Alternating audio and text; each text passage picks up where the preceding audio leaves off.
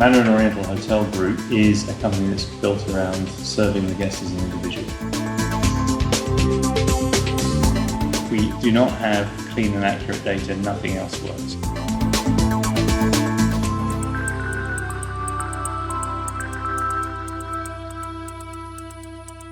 Hi, I'm Bruno Aziza, and today I'm sitting down with Nick Price. Nick, thank you very much for your time. Thank you for inviting me. You are the Chief Information Officer at Mandarin Hotel. Mandarin Hotel is a very well-known brand, over $1 billion, 26 properties, and opening another 20, 4.5 million guests going through the properties. You're very well known for your culture of individual and taking care of your guests as individuals rather than segments. People know the I'm a fan campaigns and how you really make sure you take care of your guests as individuals. Tell us a little bit about the culture of information and how it helps you lead the organization achieve its mission. Well, Mandarin Oriental Hotel Group is a company that's built around serving the guest as an individual. Mm-hmm. It's knowing who they are. And many hotel companies today, I suppose, do treat their guests in a fairly anonymous way. Happy to say we're not one of them. It's core to our values and our ethics that we understand who our guests are and their likes and dislikes, and to be able to use those with effect to deliver a personalized and customized service that means something special and different to each guest. And so you do that without having a loyalty program, because most people are probably expecting, well, you probably have a loyalty card, and that's how you know who I am. How do you do it? A very good question. We do not have a loyalty card. We do not have a loyalty program. We tend to think of those as being points and prizes based programs and ineffective and not really suitable for the kind of loyalty and intimacy that we want to have with our guests and engage with our guests. So we treat, first of all our guests as special. Mm-hmm. All our guests are loyal. All our guests are important to us. And it's important, therefore, that we can identify each and every one of them as they travel throughout our brand. And so what are the algorithms or the system that you're using to make sure that you know specifically what's going on with this guest? Well, of course, every guest, when they come into our hotels, whether it be through for a rooms reservation, mm-hmm. or through a food and beverage experience, or through a spa experience, or through a retail experience, they identify themselves in one particular way. And obviously there are systems behind those business processes that capture information. What we do is we consolidate that in real time, centrally. It is cleaned, it is managed, and we have a system called Global Guest, a Mandarin Oriental Global Guest. And that Global Guest is really the synthesis of the guest information arriving from the various departments and operational points of guest service in each of our hotels. It is consolidated, it is matched and merged and cleaned and valued in real time centrally, and then that information is passed back out to the operational hotels such that it can be used. So what you're saying here is not just the aggregation of data across the different parts of one hotel, but it's within this hotel aggregated and also communicated across the network of different hotels. So exactly right. If I'm going from one hotel in one location to the next one, you kind of know what my route is. Tell me, what are the dimensions that matter about an individual experience, and how you think about it? The dimensions, really the dimensions are individual dimensions. Mm-hmm. So you have a system that's called RFM. Well, we have a modeling method called RFM, where it is a method that is an algorithm that sits underneath a program that we call Global VIP. Mm-hmm. And Global VIP is really just a segmentation of our customer base, where all of our customers are special, but obviously some are more special than others. Mm-hmm. And it is helping us to identify those such that when a VIP guest, somebody who has had significant value and previous business with us in maybe a hotel on the other side of the world or a set of hotels somewhere else, they arrive in a hotel, that hotel is able to respond in a particular and personal way according to the culture of the hotel locally and the needs of the individual customer as a human being, as a person, but do so according to a VIP level that has been set system-wide. And so what does RFM stand for? Well, recency and frequency and monetary spend But we have a few special little bits, special little dimensions that we add onto that to improve the algorithm a bit, one of which is diversity, and the other is a concept that we call frequency. So diversity is really how many different hotels have you stayed at, and the frequency and the recency, how many times do you stay at a hotel over a period of time, and when was your last stay? So we apply relative weights to these things, and they give us a score. And that score is then modeled, and we run it through various what-ifs to be able to segment our customers. At the end of that, we get a segmentation of a certain number of customers across different bands. And importantly, that information is never communicated to the customer, and that information is actually never communicated to the colleagues who work in the hotels. What is communicated is a relative VIP level that the system feeds, the RFM algorithm produces a score, which then goes on to produce a VIP level, which is consistent system-wide. So there are two things I'm hearing. First is the accuracy of the model, how often you've been at the hotel, when was last time you were here, and how much money you're spending in a given property or across multiple properties. Driving the culture across the organization to understand what level this specific individual is at. But more importantly, you're using this really for operational excellence. You're not even using this for marketing. This is really about treating the guest as a very special individual. Yes. And so, as you think about that 4.5 million guests, that's fairly challenging to be able to do that. You must have very, very clean data. How do you handle that? It is, clean data is at the core of what we do. If we do not have clean and accurate data, nothing else works. So give me an example of maybe a name of a person that would be problematic. Well, we're an international global company. We're actually headquartered in Hong Kong. So let's just take Hong Kong's most widely known name, Wong.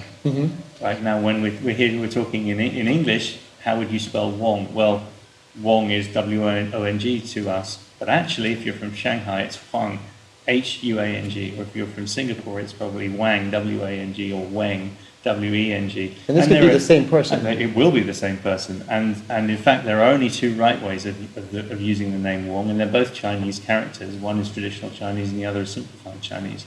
And depending upon how this person arrives in different hotels, arrive at a hotel in Beijing, arrive at a hotel in Shanghai, arrive at a hotel in Singapore or Hong Kong or New York or London, they will use different combinations and different ways of expressing their name. So that a name is not an exact concept. The way that you write a name is not an exact concept. And it's difficult for a Western mind to get your head around that and to really understand it, because we think of a name, last name, first name as being absolute concept and unique to us. They are not unique. They are abstract. And our job is to really clean that information and to recognize a guest regardless of how they choose to represent themselves. And we do that with significant effort, but we do that through a concept that we call global synonyms. So our systems are built with synonym tables, not just of names, but also of addresses, to be able to triangulate in the best possible way, the best possible ranked match on the guest to the guest that we happen to think is standing in front of us at that time. I think this is a great lesson for many of the folks listening to this program. As you think the average organization has 400 definitions of the term customer. Who's the customer? Yes. Here you've got an interesting combination: first name being spelled through many different iterations, and also the risk-reward system here. Because if you are making a mistake about a particular guest, it could have huge penalties, and of course there's huge rewards in treating the guest properly. Certainly. So you have some of it that's automated, but some of it as well is being validated by human beings. Definitely. Or how do you work that out? When we clean our data, we tend to look at it in three levels. One is cleanup, the other one is matching and deduping, and the other one is the merging, right? So what we're doing is we're taking our data set, we're doing the basic cleaning. And some of that cleaning is automated, address standardization and validation and verification and so on, names. We're then looking at at the cleaned records and saying, well, this guest in this hotel looks like that guest in that hotel, and we'll produce an automated match list. But when we come to merge, we then put human eyeballs on the job and saying, well, this person really is the same person. It's Mr. Huang over here, it's really Mr. Wong over here. And we merge them together manually. And so I'm sure that helps with the trust in the data for the employees in different hotels. You tell me the story of a general manager that called a general manager in a different hotel to tell them that this guest is traveling from Hong Kong to Miami. So it certainly has a very actionable value for your employees across the organization. This is in fact something that has been going on in our industry for years. The hospitality industry is about people being hospitable. It is about the general manager wanting to give a customer an excellent and great experience, not just in their hotel, but in another hotel in the company. So if you're a frequent guest in one hotel and you go to another hotel in the brand, certainly previously the general manager or somebody in the hotel would pick up the telephone and tell that a receiving hotel about the guest they're just about to walk through their doors. However, the problem is when you expand as a company and you do so globally, and Mandarin Oriental has at least doubled since I've been there and will double again over the next few years, doing that consistently well across a global and growing brand is a very challenging thing, and it cannot be done manually. It has to have a system foundation, and that system foundation has to be robust and strong and international.